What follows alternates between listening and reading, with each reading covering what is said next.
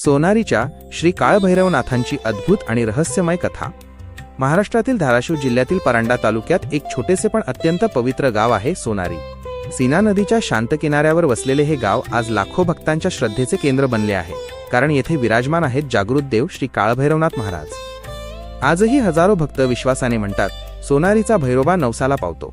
पण या मंदिरामागची कथा नेमकी काय आहे?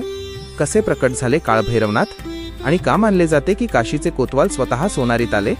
ही कथा आहे श्रद्धेची, भक्तीची आणि दिव्य शक्तीची। गावावर आलेले संकट। खूप वर्षांपूर्वी सोनारी गाव घनदाट जंगलांनी वेढलेले होते। सीना नदीच्या काठावर वसलेले हे गाव शांत होते, पण अचानक गावावर संकटांचे सावट आले। रात्री विचित्र आवाज ऐकू येऊ लागले, जनावरे अचानक गायब होऊ लागली, लोक आजारी पडू लागले आणि गावात सतत भीतीचे वातावरण निर्माण झाले। सूर्य मावळला की लोक घराबाहेर पडायलाही घाबरू लागले। गावकऱ्यांनी अनेक देवदेवतांची पूजा केली, यज्ञ केले, पण संकट काही कमी होत नव्हते। वृद्ध भक्ताचे स्वप्न। त्या गावात एक वृद्ध शिवभक्त राहत होता। तो रोज सीना नदीच्या काठी बसून भगवान शिवाची उपासना करत असे। एका रात्री त्याला एक अद्भुत स्वप्न पडले। काळोख्या आकाशात अचानक तेजस्वी प्रकाश दिसू लागला। त्या प्रकाशातून एक दिव्य रूप प्रकट झाले। डोक्यावर जटाजूट, हातात त्रिशूल, गळ्यात मुंडमाळ, डोळ्यांत प्रचंड तेज।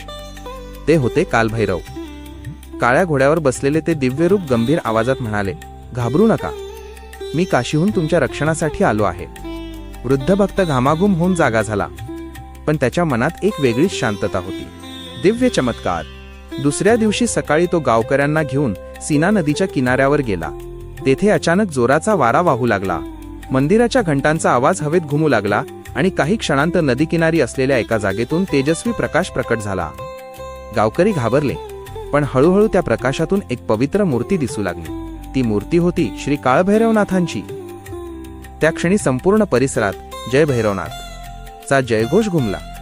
गावकऱ्यांच्या डोळ्यांत अश्रू होते, कारण त्यांना समजले होते की देव स्वतः त्यांच्या रक्षणासाठी प्रकट झाले आहेत। मंदिराची स्थापना।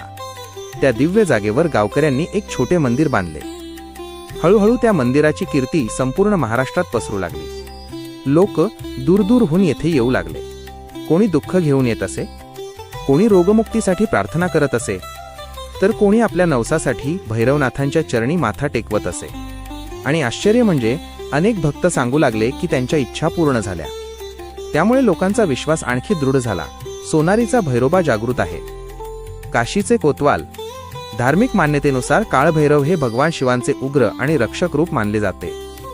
काशीत त्यांना काशीचे कोतवाल म्हटले जाते। असे मानले जाते की काशीचे रक्षण करण्याची जबाबदारी स्वतः काळभैरवांवर आहे आणि सोनारीत प्रकट झालेले भैरवनाथ हे त्याच दिव्य शक्तीचे स्वरूप मानले जाते।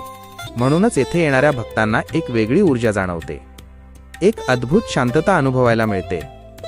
सोनारीची भव्य यात्रा। दरवर्षी चैत्र आणि वैशाख महिन्यात सोनारीत भव्य यात्रा भरते। हजारो भक्त अनवाणी चालत येथे दर्शनासाठी येतात।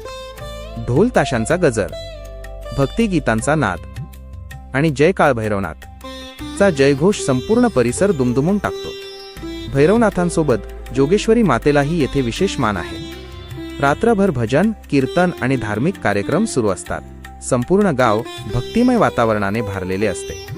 आजही घडतात चमत्कार। आजही अनेक भक्त सांगतात की संकटाच्या वेळी भैरवनाथांनी मदत केली, नवस पूर्ण झाला, अशक्य वाटणाऱ्या गोष्टी शक्य झाल्या आणि आयुष्यातील अडचणी दूर झाल्या। काही जण तर म्हणतात की रात्री मंदिर परिसरात एक दिव्य शक्ती जाणवते। सोनारीचा श्री काळभैरवनाथ हा फक्त एक देव नाही, तर लाखो भक्तांचा विश्वास आहे, आधार आहे आणि संरक्षणाची भावना आहे। सीना नदीच्या किनाऱ्यावर उभे असलेले हे पवित्र मंदिर आजही भक्तांना एकच संदेश देते, भक्ती आणि विश्वास मनापासून असेल तर भैरवनाथ सदैव तुमच्या पाठीशी उभे राहतील। जय श्री काळभैरवनाथ।